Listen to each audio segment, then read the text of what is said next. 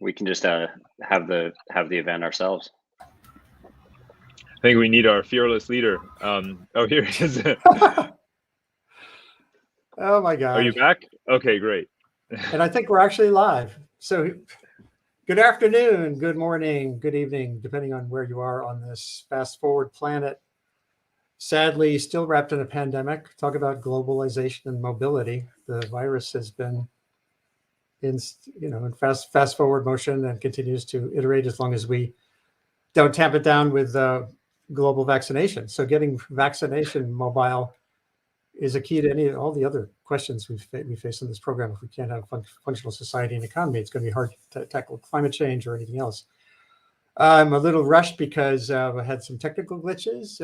Andy Revkin, Columbia Climate School, today here to talk about mobility, which is can either be enhanced or will happen regardless as people deal with the fluxes that are happening on the planet, both climatic and biological and everything else.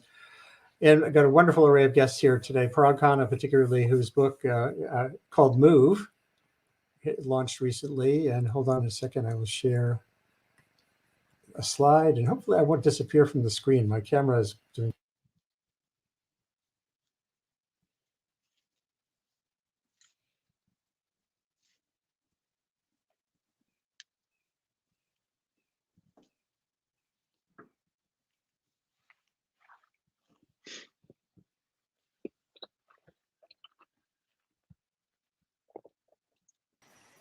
Maybe I'll stay like this. You'll see me in Svalbard in the Arctic. But I'm here. So this is Andy Revkin again. And Parag, and we also have today, Abrahm Lustgarten from ProPublica, former colleague of mine when I worked there, who's dove into the climate migration beat over the last couple of years, is writing a book about human mobility, forced and otherwise, in America going forward. And Prerana Tirodkar, who's a Columbia University sustainability management grad student. It's really great to have you here too, Prerana. And we're going to talk about these questions. First, let's just dive in on the book. And if anyone can hear me, just let me know. I'll just kind of be here as that kind of avatar. Parag, can you describe your own background? What got you to be who you are so far? I guess there was a long and a short answer. First of all, thank you, Andy, for inviting me on. And it's, again, an honor and a privilege to be able to join with Abrahm and Prerana for this conversation. It obviously becomes more and more timely by the day. I guess formally I'm a political scientist, but I would describe myself much more as just a migrant and a traveler. Always have been, always will be. It's my life story in a way. But the sort of subject field, if I had to pick a discipline that I most identify with and feel most comfortable with, is geography. And all of my books in some way, shape, or form are deeply connected to various aspects of geography. And what I've been doing over the years is addressing various layers of geography in my work. So the geopolitics of great power relations across various continental scales, or looking at the functional geography of infrastructure, which is what my book Connectography was about. What are the layers of infrastructure that we build and how do they relate to geoeconomics and geopolitical competition? And this book, Move, is very explicitly, as I say on page 1, is about human geography, the distribution, the composition of humanity around the world, right? 8 billion of us now, maybe 9 billion in the future. Where are we going to be over the next 10, 20, 30 years? So, it's good. Thank you so much for bringing up these slides. We can just click through a couple of them. This is a, pixelated map. There's 8 billion pixels. It's the present distribution of the human population. Wherever you may be, you are on this map. And I'll just say as a background, I find it very, in all of my cartographic work, I find it very sad and ironic that we don't raise our children to look at maps like this. The map of the world that children see from the time they're born through their schooling years, and the maps that hang in our offices and classrooms all over the world are maps of political geography, right? We inculcate, we literally raise children all over the planet to view the world as divided by political boundaries. We don't actually show them this map. This is the map we should be showing kids from the day they're born until the day they die. This is where we are, human geography. It matters fundamentally. And we've settled into certain patterns of geography, human geography, based, of course, on climate change, to say nothing, of course, of politics and other factors. Sure. But this is going to change dramatically in the decades ahead. So if you click ahead, one slide, you'll see this animation coming in. And this, as everyone is now familiar, with the map of the suitability index, right? What happens as global temperatures rise and other climate chain reactions kick in. What happens to the livability versus the unlivability of places. And red doesn't mean you cannot survive there. Red means it's decreasingly suitable for human life. And green means more suitable. Now, I would challenge anyone to come up with a statement of a more sort of perverse phenomenon in the world today, a more perverse reality afflicting our planet, our society, than this. The fact that the green areas that are becoming more livable over time, and we should obviously put a little asterisk around that, more livable does not mean not vulnerable to very extreme climate effects, which are obviously very global in nature. But on a relative basis, places that are better suited for human survival, versus the fact that the majority of the human population, and particularly 100% of the future population, which is today's young people, most of the world's young people live in red zones. Right. And this is our world. This is our human civilization right now. This incredible distortion and misalignment of the geography of people versus the geography of livable habitats. And this is a perversion of political geography and many other accumulated legacies, if you will, of the way in which we organize and structure our geographies. And I believe that it is our great civilizational challenge today to realign our geographies, the geography of people, the geography of resources, the geography of borders, and the geography of infrastructure and economics are misaligned and need to be realigned. And there is no summit that is talking about this, because at COP26, you talk about climate mitigation. We can go to the next couple slides. COP26, we talk about mitigation. And of course, we need Manhattan projects for climate mitigation. We need to decarbonize industries. We need large-scale, renewable energy generation. We may even need to do various kinds of geoengineering. And we put 95% of our total climate-related spending into that, and only 5% into adaptation, which is helping human beings right now, wherever they may be in this time of need, as climate change is already affecting billions of people. And climate adaptation has not gotten enough attention. I think, Andy, you follow the COP process very closely. And I know that we're both heartened by the fact that the closing statements said, well, we need to put 50% of future spending into adaptation related investments. And, I applaud that. I pray that a fraction of that actually gets delivered. But the agenda is huge, and we don't even categorize and enumerate the climate adaptation steps that are needed very well. And when sovereign governments come together, the one aspect of climate adaptation that they'll never talk about, because of the very nature of what sovereignty is migration, right? Is large-scale population resettlement. But we are mammals imbued with a fight or flight instinct.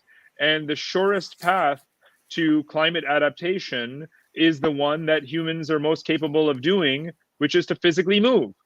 Right. But you will never, ever hear about it at a level, because again, say it as a political scientist, sovereignty, the last vestige of sovereignty that remains in this world, where a government cannot control what pathogens are flowing across borders, terrorists, cyber hacks, you name it, you don't have full monetary sovereignty even. But the one vestige of sovereignty left in this world is controlling your borders against the movement of people, right? And so you're not going to have a multilateralism is conventionally and contemporarily practiced and defined, is not going to solve this problem. So population resettlement is the big topic there. And again, a shout out to Abrahm, who's absolutely leads the world at this point in reporting and documenting this everywhere. I've been reading you before I was writing this book, or as I was writing this book, you started doing your pioneering series. And I just saw sort of a kindred spirit in what you're reporting, because we just don't talk about this at the scale that we have to talk about it. So if you next slide, just a couple of points here. I've been looking at the history of human mobility and migration on a large scale and noticing a couple of things. First of all, with each passing century, the decimal point in the number of people who cross borders, the decimal point moves to the right. We've gone from millions of people migrating to tens of millions in the 19th century, hundreds of millions of people in the 20th century, and in this century, probably 1 billion plus people who will migrate, who will relocate in some way, shape, or form. That's lesson number one. We are clearly increasing the volume of human mobility and migration as a response to many stimuli. That's number one. Number two is the components of those drivers. In previous centuries, it's economics or it's politics. It's famine or it's war. Now, all of a sudden, in this century, the number or proportion of total migrants driven by climate-related factors, with, again, a little sub-asterisk that climate and politics and economics obviously tie together very intimately, and it's very hard to disentangle them.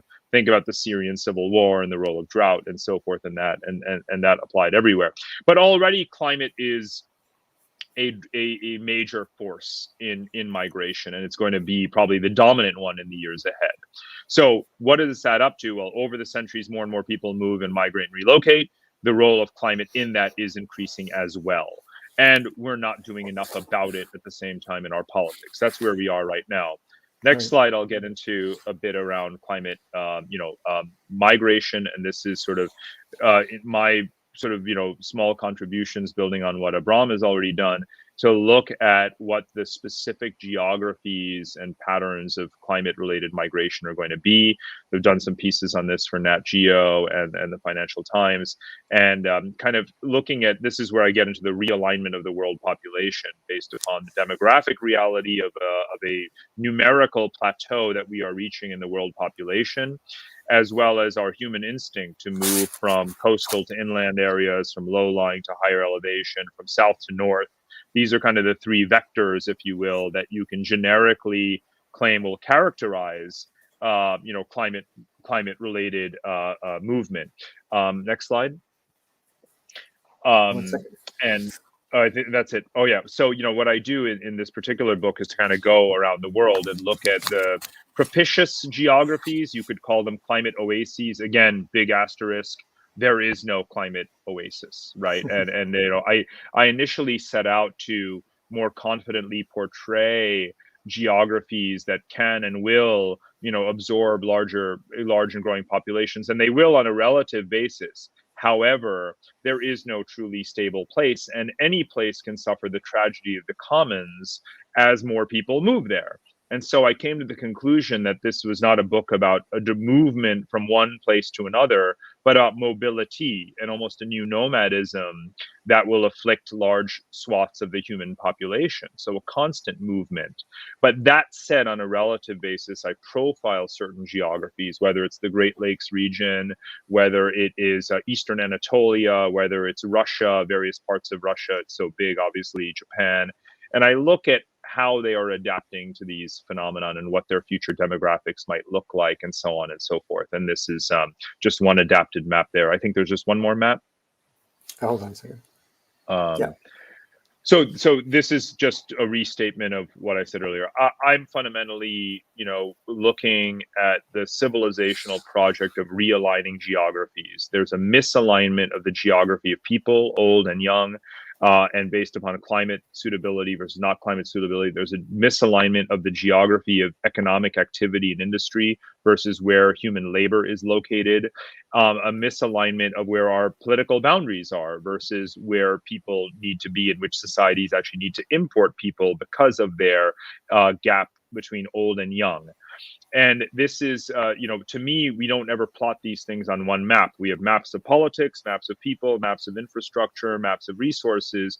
The reality of human planetary civilization is that it's all of these layers at the same time. It's a complex layering of geographies in the plural, and there is no supranational force, there is no alien being that is going to tell us and coach us in how to realign these geographies. And because we don't visualize them well, we don't even grasp the deep nature of the problem. And it's my commitment, as someone who studies geographies, obsessed with these geographies, to visualize how and where they operate and how we can realign them. And that's basically what, I want people to be attuned to as we move forward, and hopefully in a collective way. So I think there's maybe just one more slide, where I talk about the agenda, and I conclude the book by saying there's only two things you can really do if you want to help humanity as our numbers plateau and even decline. You either move people to where there are resources, or you move technologies to people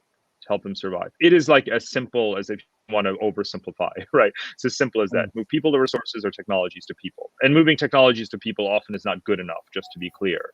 And moving people to resources has to be done responsibly and sustainably.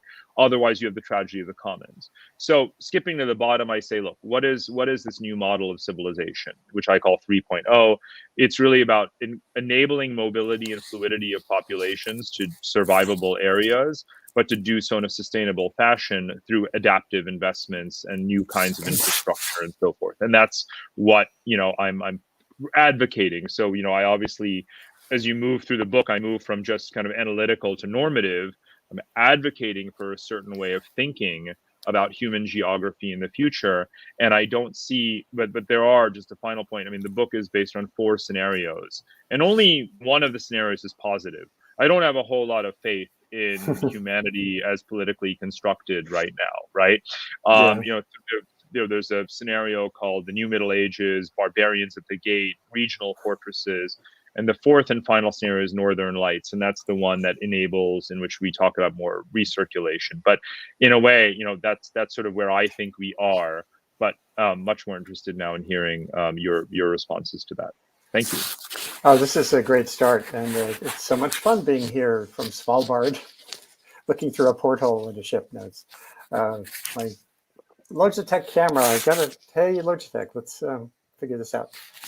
There's so many stimulating ideas you just presented, and I know we're going to get to Abraham's writing and his thoughts too. But Prerana, as the person who will inherit most of this century, compared to the 3 of us, what's your initial take on this? You're not. Where were you born? You've been mobile also, and does this feel? Which of those scenarios sound pretty like the guy? Everything's loaded against progress. So, what's your reaction? It's terrifying. So when I saw that map, I'm from India. I'm from Mumbai originally, and that map on India was entirely red. So I'm like, okay, where do I go from here? And I mean, following up on that, right? A couple of questions, honestly. And before I dive into the questions, firstly, thank you so much, Parag, for advocating for some critical topics. And starting today, I will identify myself as an Asian instead of an Indian. So that was really nice. My question to you, honestly, is, for me, it's a privilege to be able to, move from one country or city to another because of various reasons. But what about others for whom this is not accessible, right? How do we go from advocating for being mobile to actually taking action on it? And what does it even mean to, take this to life? Because we know the solutions right now, but we don't know how to get those solutions to life.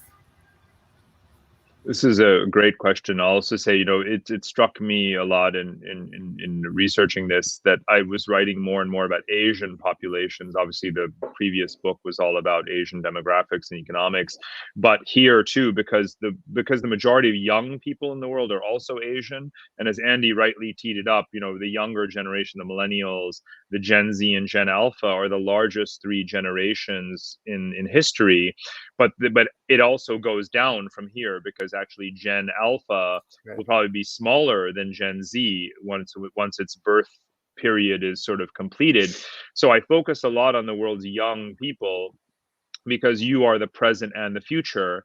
And of the world's young people, the majority are, of course, Asian. And the Indian population in particular, and the South Asian population in general, already represents 1.8 billion people, so far larger than the number of, Chinese in China.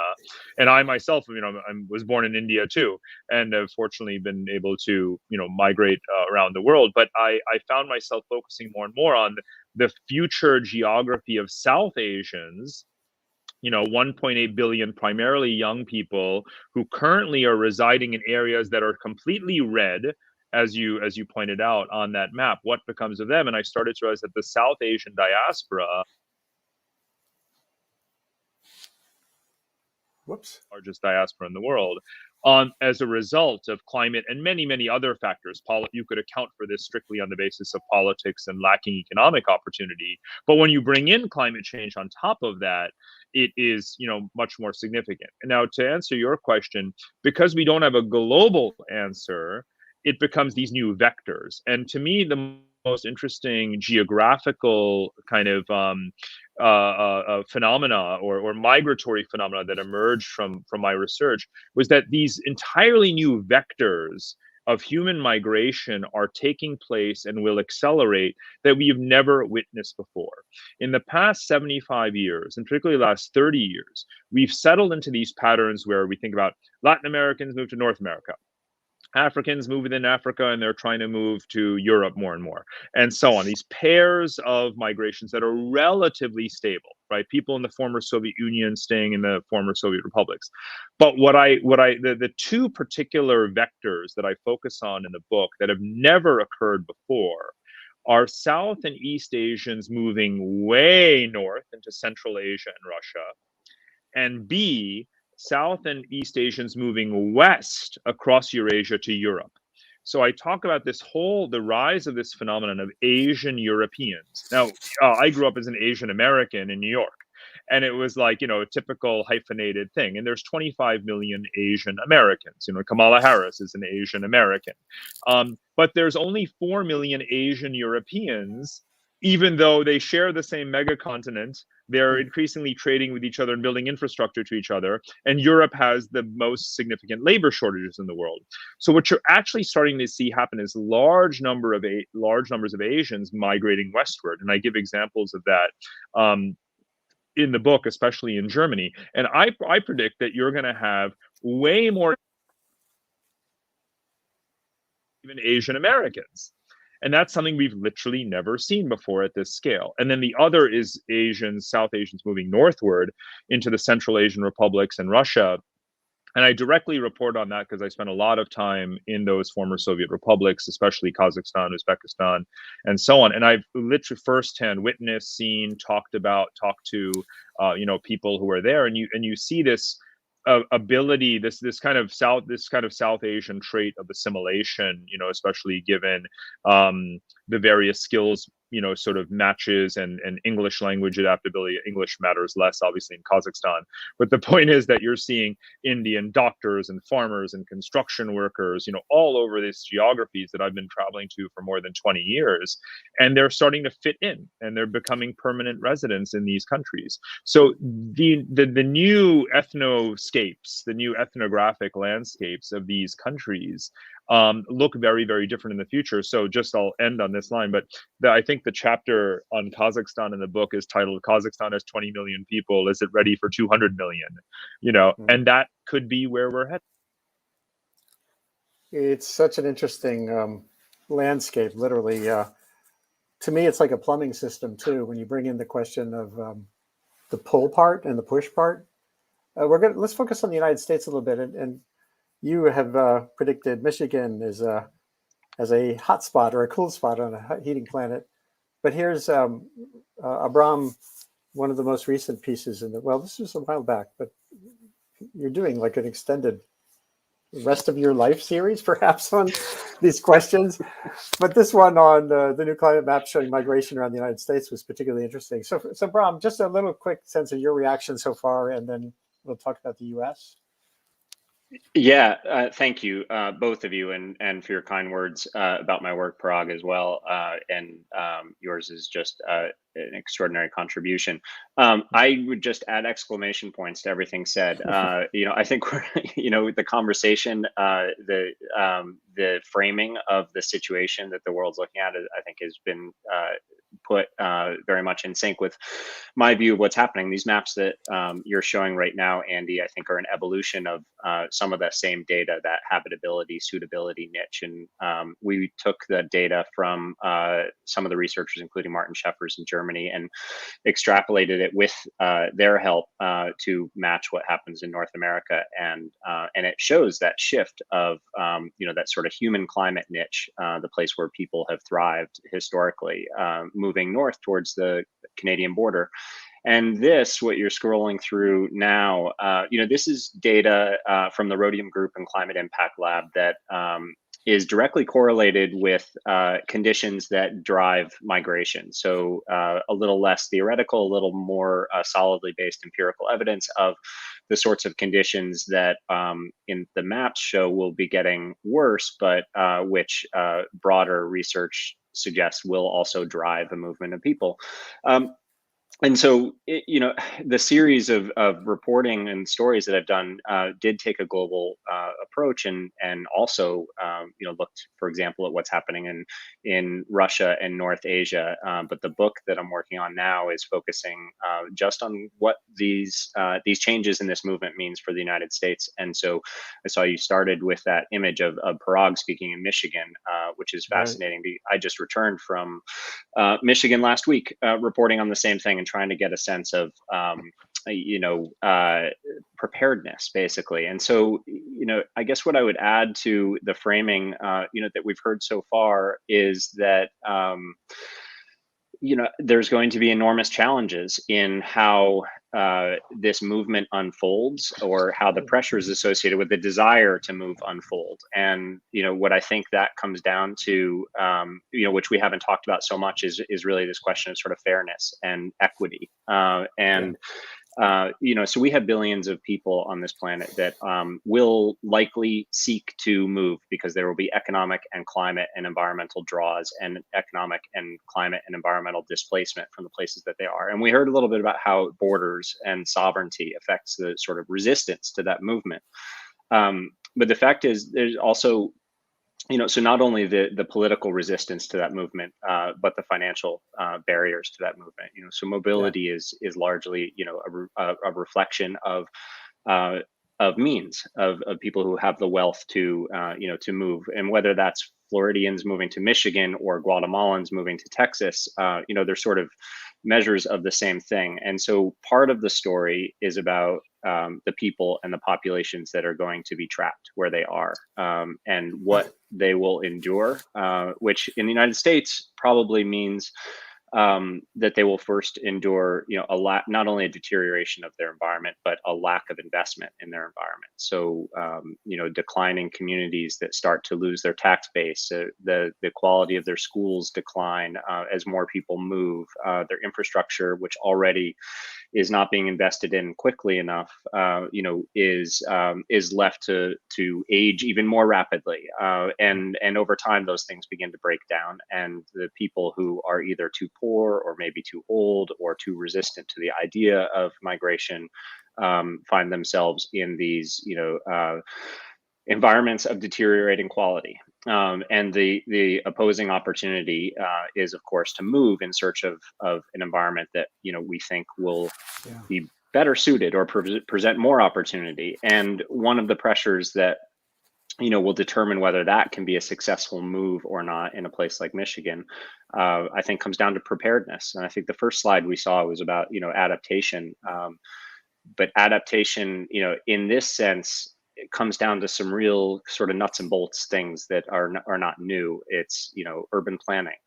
We can anticipate an extraordinary growth in urban areas, or in secondary cities, a shift out of rural areas where people are responsible for themselves, and into communities where there is some public and political support for, whether it's infrastructure or economic support or healthcare, and that will draw people into cities. And those cities will need to prepare for that growth, or we'll see, greater gulfs between rich and poor, employed and unemployed, served and underserved.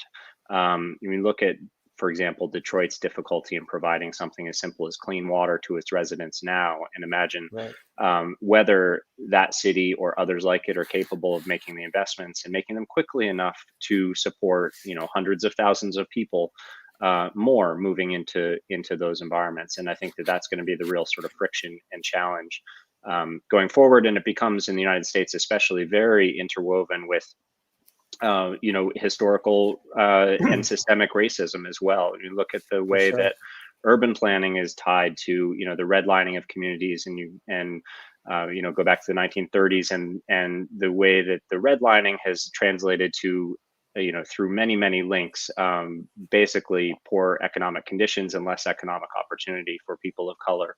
And those, like we saw through COVID, will be the sort of divisions that are exacerbated extraordinarily and amplified going forward with future urbanization and migration, unless they're very intently and specifically targeted as things that need to be changed and considered as a part of that urban planning and that preparation process.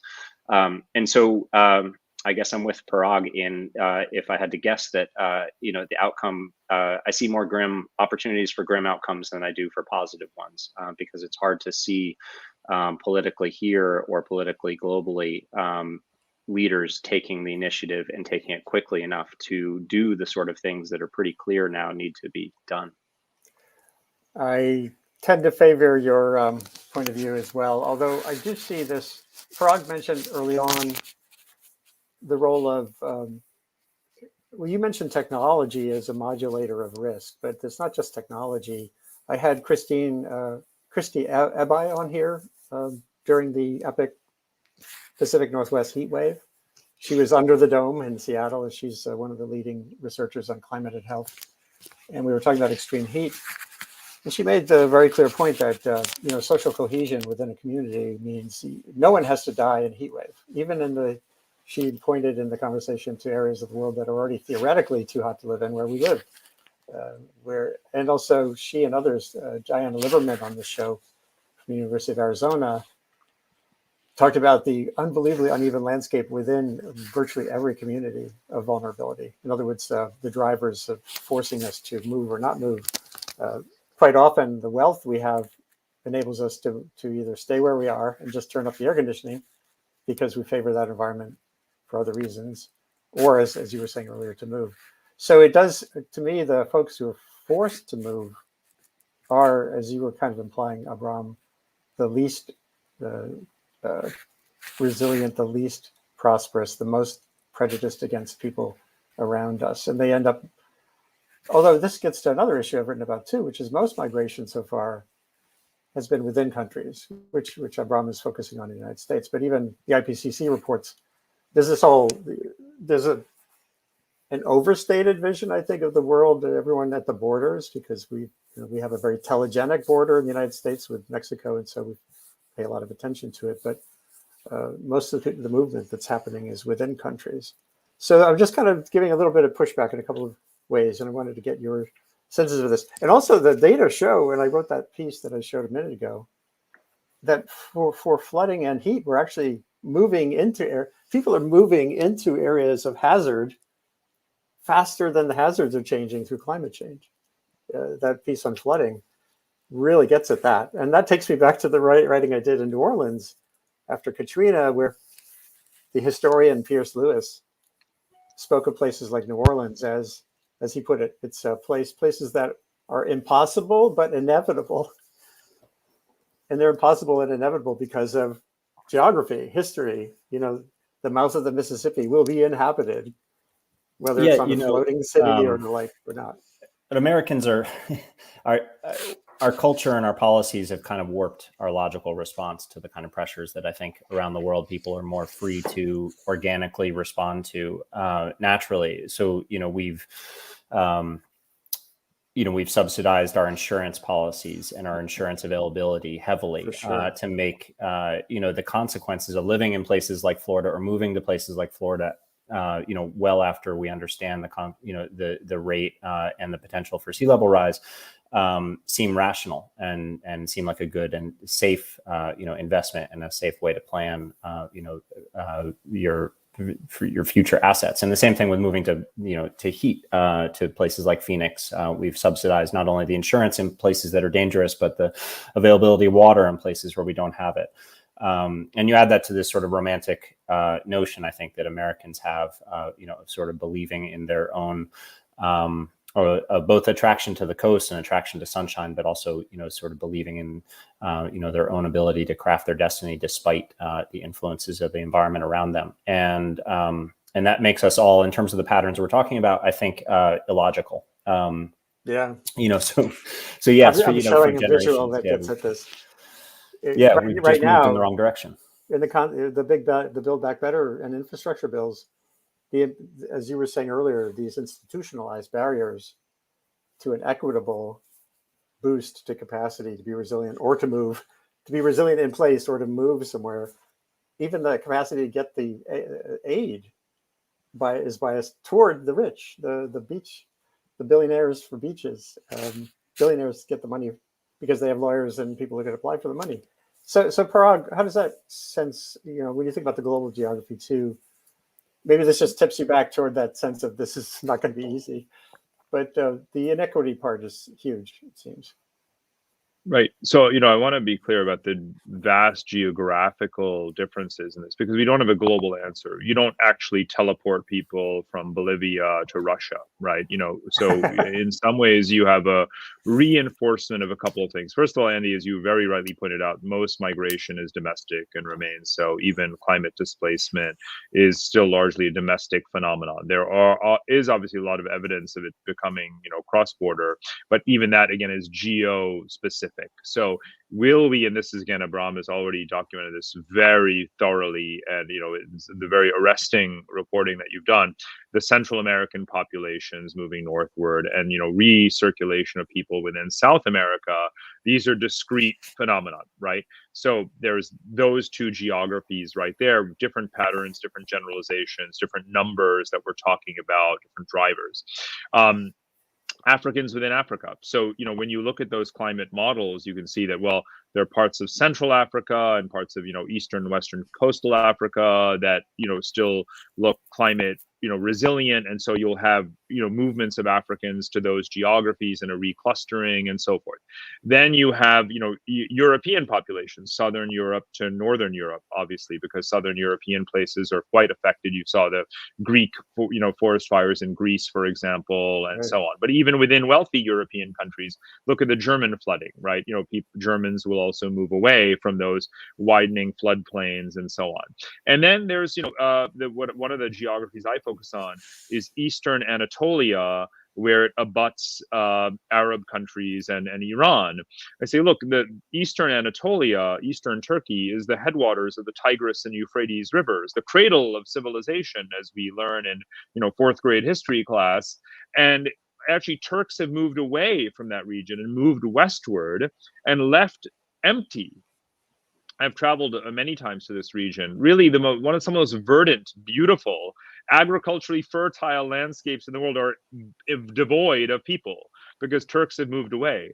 But just to the south, across these flimsy borders, though there's definitely more barbed wire fencing than there used to be, you have Iran, Iraq, and Syria.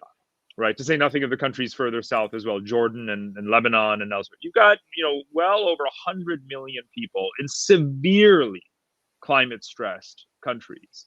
And here you have, just over this one narrow, flimsy border, some of the most livable space in the world.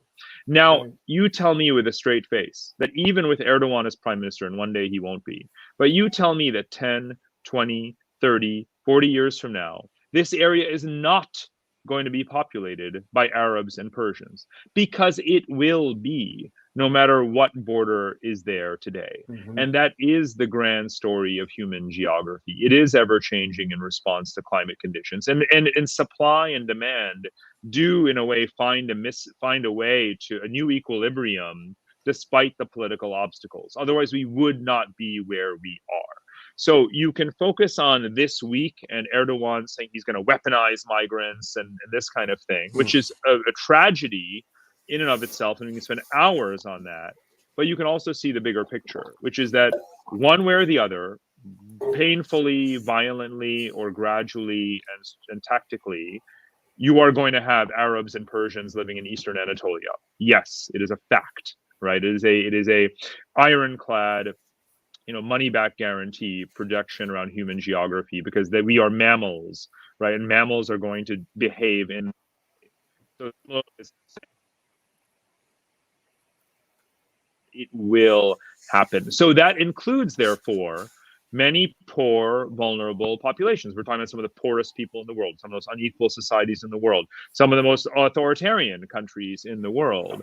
They're vulnerable populations, hundreds of millions of them, will be in some way, shape, or form, you could say, the beneficiary, or at least they will survive, right, at a minimum, through this migration process. It's not going to be politically expedient. It's going to be awful and ugly. We're talking about some of the worst governments in the world that are either the origin or the destination countries, right? This is not a pretty picture, but it's better than dying in place, right? Because that's literally what these people are faced with in these countries. So what I'm trying to advocate for, with a more political hat on, is how can this be viewed as a good, beneficial thing? How can you convince countries that they should absorb more people? Because all of this is happening in the broader context of this great demographic irony of the wealthy, aging, depopulating countries of the North, needing more people at the same time. Right. And one by one, I'm hoping that countries realize that they should be seeking to attract young people as much as possible. So you bring up the Japan thing. Japan is definitely one of my case studies, as is